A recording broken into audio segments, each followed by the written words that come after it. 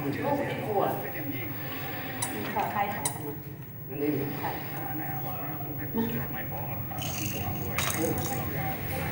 บ้าน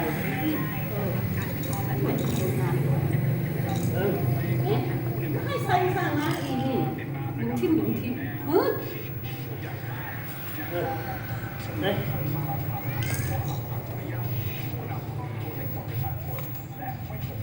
อันนี้นี่อันน่ะเสียงนี้เพื่อดีเซลนี่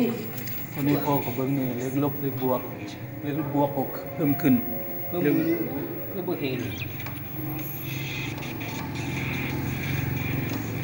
จำเลยรู้จำไม่พอก็ขึ้นดีโมดเอา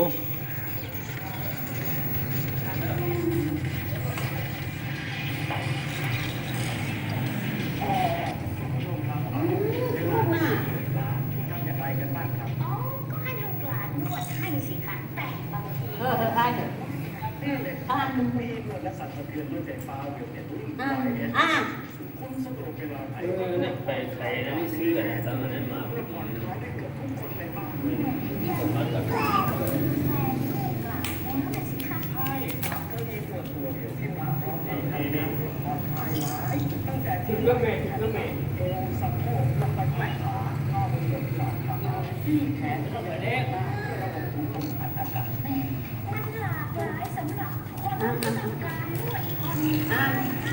นี่บ้าอ่านนี่นี่น่ะ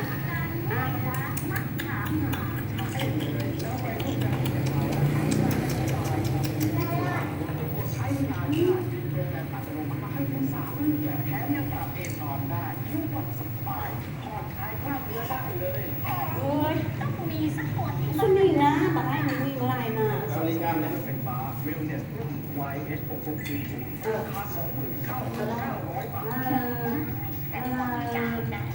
ผู้ไปวะผู้ไปทั้งหมดโอ้ให้เป็นสิ่งนั้นเด้อมาไว้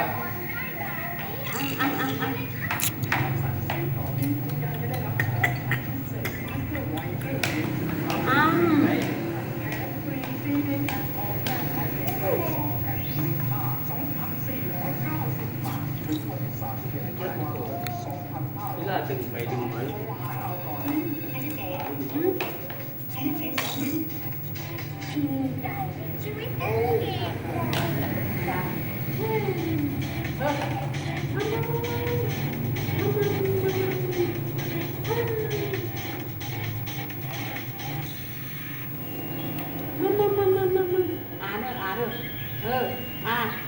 นี่ก็อ่านอ่ะดิ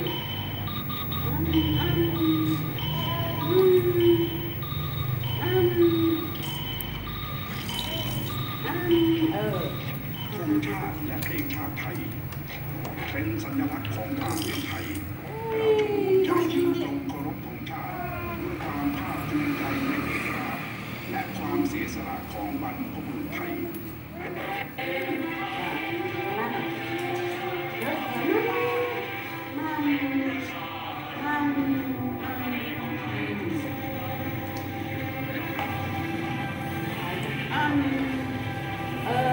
จะนี่โอ้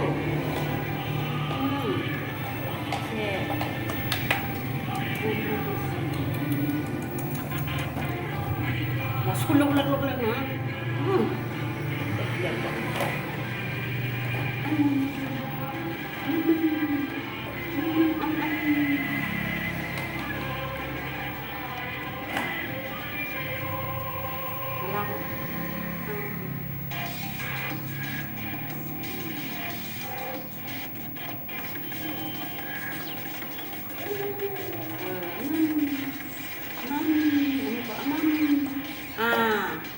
นี่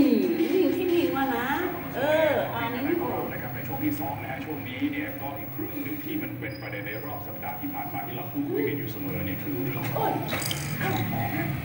ข้าวเหนียวเนี่ยราคาขึ้นไปสูงมาตามประชาชนคนบอกมันแพงเหลือเกินนะครับแพงแบบนี้เป็นเพราะอะไรเนี่ยนะครับแต่ว่ามันไม่ใช่เฉพาะข้าวเหนียวอย่างเดียวนะครับเรามาดูกันที่สภาพัฒนาการเศรษฐกิจและสังคมแห่งชาติเนี่ยนะเขามีการเผยแพร่ภาวะเศรษฐกิจในช่วงไตรมาส 2ของปีนี้ระบุนะครับว่าเศรษฐกิจไทยเนี่ยขยายตัวเพียงแค่ 2.3% และก็ยังปรับประมาณการเศรษฐกิจปี 62 ลงอีกด้วยนะครับ ดัชนีผู้บริโภคหรือที่เราเข้าใจกันว่าเรื่องของเงินเฟ้อเนี่ยในเดือนกรกฎาคมที่ผ่านมาเทียบกับปี 61 เนี่ยนะครับปีที่แล้วเนี่ยสูงขึ้น 0.98%เกือบ 1%พี่แขกนี่เกือบ 1%นะครับสินค้ากลุ่มอาหารสดเนี่ยถือเป็นปัจจัยสำคัญทำให้เงินเฟ้อสูงขึ้น ประเภทผักผลไม้เนื้อหมูข้าวสารเหนียวอย่างที่ผมเพิ่งบอกไปข้าวเจ้าข้าวสารเจ้าก็รวมไปถึงด้วยนะครับทีนี้ BBC ไทยเนี่ยเขาก็ประกาศภาพนะครับออฟฟิศในย่านชิโลนะฮะชิโลนี่ตัวเมืองเลย แน่นอนและราคาสูงแน่นอนนะเพื่อบอกว่าแพงขึ้นทุกวันอย่างอาหารเนี่ยนะครับคิดว่า2อย่าง3อย่างเนี่ยราคา30 บาท35 บาทตอนนี้มันอยู่ที่50 ถึง 55 บาทเข้าไปแล้วเราง่ายตอนที่ผมกลับมาจากศึกษาต่อ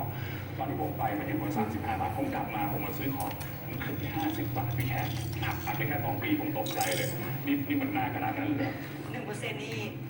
ในบทสัมภาษณ์ที่บอกข้าวเหนียวหมูปิ้งค่ะจากไม้ละ5-7 บาทตอนนี้ขึ้นมาเป็นไม้ละ10 ถึง 15 บาทที่สำคัญมันเยอะขึ้นเดือนผ่านไป ไอ้10 ถึง 15 บาทนี่คือซื้อตามท้องถนนนะครับไม่ได้ซื้อในห้าง แต่มีมันเป็นส่วนผสมแทรกอยู่เยอะขึ้นเขาต้องการให้กินคีโตหรือเปล่าเอาล่ะค่ะเมื่อมาพูดถึงเรื่องว่าเราคิดเองนะว่าเศรษฐกิจมันไม่ค่อยดีแล้วของมันก็แพงขึ้นเมื่อเช้าเลยนะรายงานเรื่องการเก็บแวตนะคะ2 เดือนที่ผ่านมาค่ะรัฐบาลเก็บภาษีมูลค่าเพิ่มได้ลดลงแปลว่าอะไร เฮ้ยทำไมได้ลดลงนะ ก็แปลว่าคนไม่ซื้อคนบริโภคน้อยลงกำลังซื้อต่ำลงและอาจจะเกิดจากการที่รายได้น้อยลง นิ่งนะอย่านิ่งนะโอ้ยไอ้นี่นะเนาะ